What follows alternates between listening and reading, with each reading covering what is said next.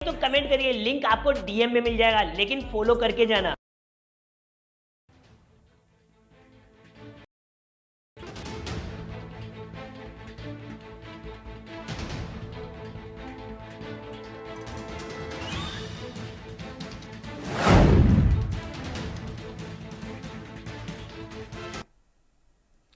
नमस्कार, आप देख रहे हैं इंडिया वॉइस और मैं हूं आपके साथ पुष्पेंद्र चौधरी। हरिद्वार में कुंभ कार्यों के नाम पर नियमों को दरकिनार कर बुलाए गए अधिकारी राजन सिंह पर गंभीर आरोप लगाए गए हैं। आरोप है कि उनकी नियुक्ति और तैनाती नियमों के विरुद्ध की गई है, जिससे शासन प्रशासन की कार्यप्रणाली पर सवाल खड़े हो रहे हैं। शिकायतकर्ता ने संबंधित विभाग और प्रशासन को लिखित शिकायत देकर मामले की निष्पक्ष जांच की मांग की, लेकिन कई सप्ताह बीत जाने के बावजूद अब तक किसी भी स्तर पर ना तो जांच शुरू हुई है और ना ही कोई ठोस कार्रवाई की गई है। शिकायत में कहा गया है कि राजन सिंह की तैनाती में शासनादेशों और स्थापित प्रक्रियाओं की अनदेखी की गई है। इसके बावजूद जिम्मेदार अधिकारी चुप्पी साधे हुए हैं, जिससे मामले को दबाए जाने की आशंका और ज्यादा बढ़ गई है। नाराज लोगों का कहना है कि यदि गंभीर आरोपों के बावजूद कार्रवाई नहीं होती तो यह एक गलत परंपरा होगी, जिससे ईमानदार अधिकारियों का मनोबल गिरेगा।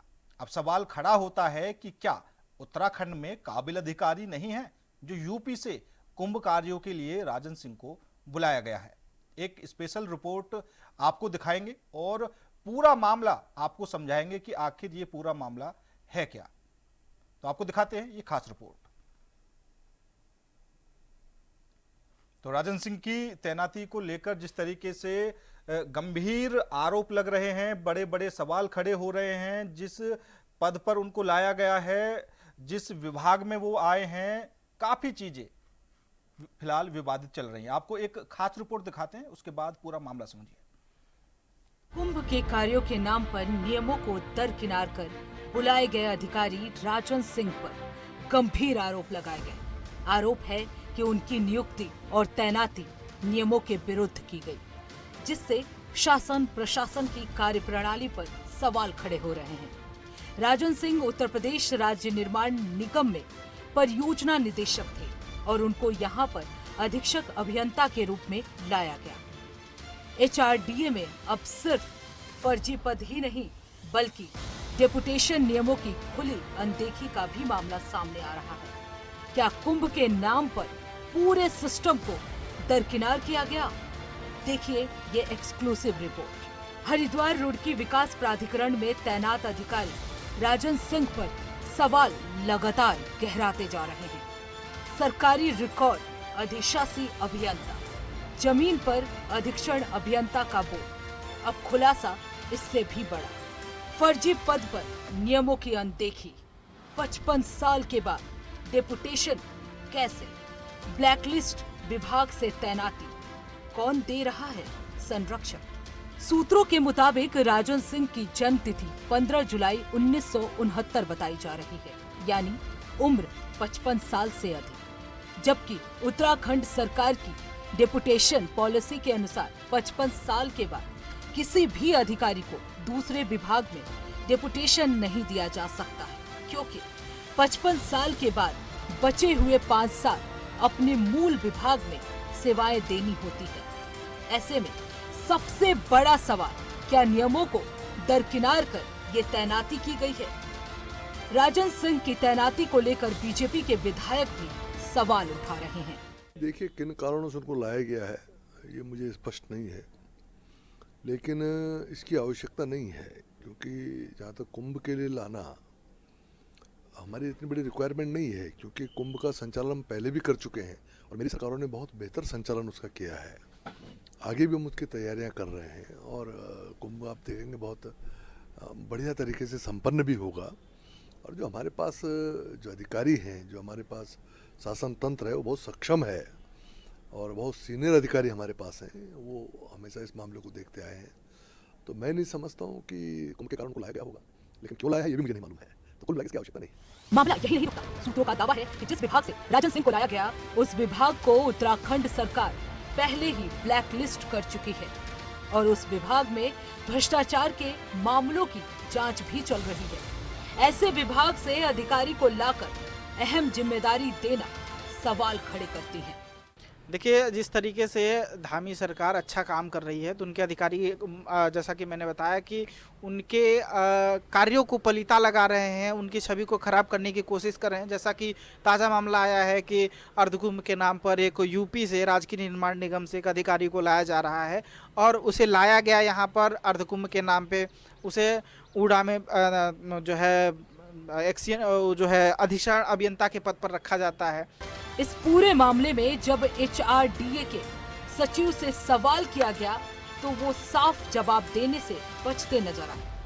वहीं उपाध्यक्ष सोनिका ने तुरंत बयान देने से इनकार करते हुए 2 दिन बाद मिलने की बात कही, लेकिन अब तक कोई आधिकारिक प्रतिक्रिया सामने नहीं आई।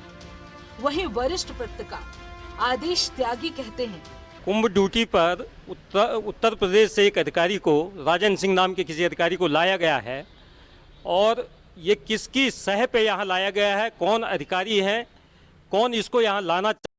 उत्तर प्रदेश से एक अधिकारी को, राजन सिंह नाम के किसी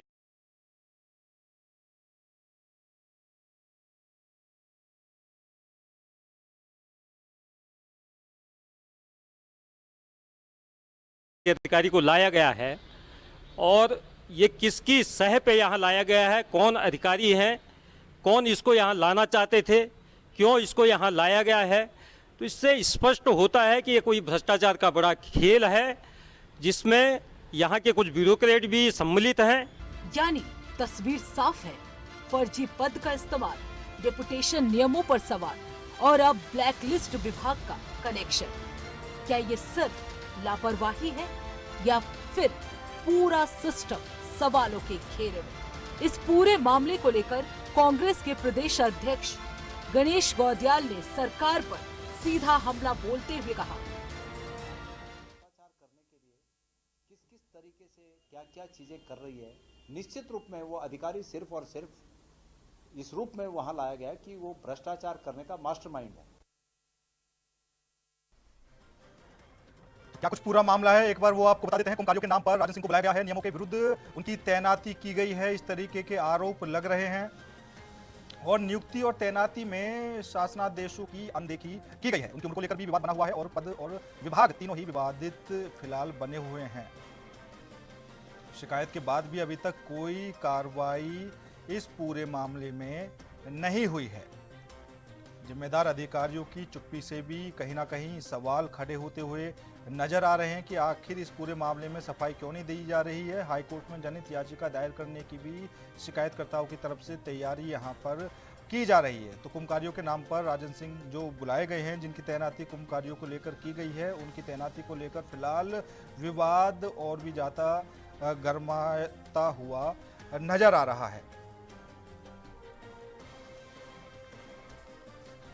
तो सबसे बड़ा सवाल यही बन रहा है कि इस उम्र में डेपुटेशन आखिर क्यों गया, उनकी तैनाती का आखिर क्या मकसद है।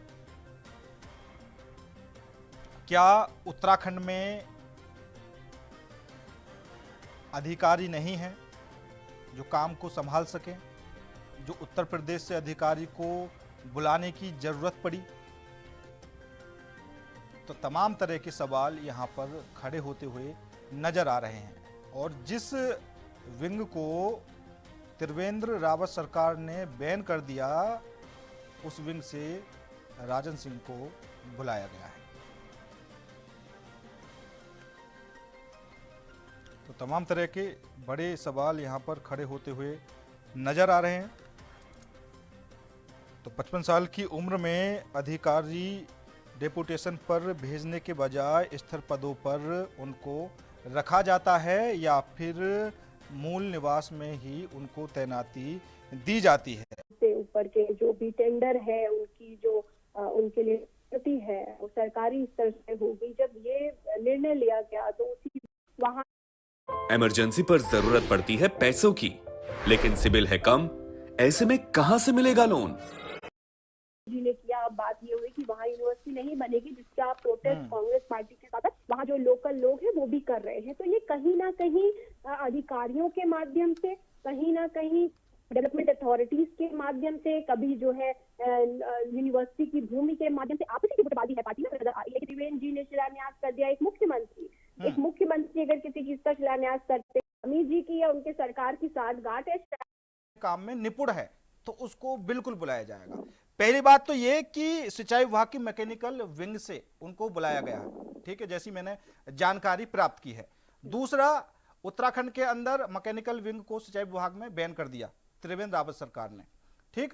दूसरा ये कि अर्धकुंभ में जो काम होने हैं, निर्माण, घाट, सड़क, इस तरीके के काम होने हैं, तो सिंचाई विभाग का आदमी वहां पर क्या करेगा, निपुणता क्या दिखाएगा?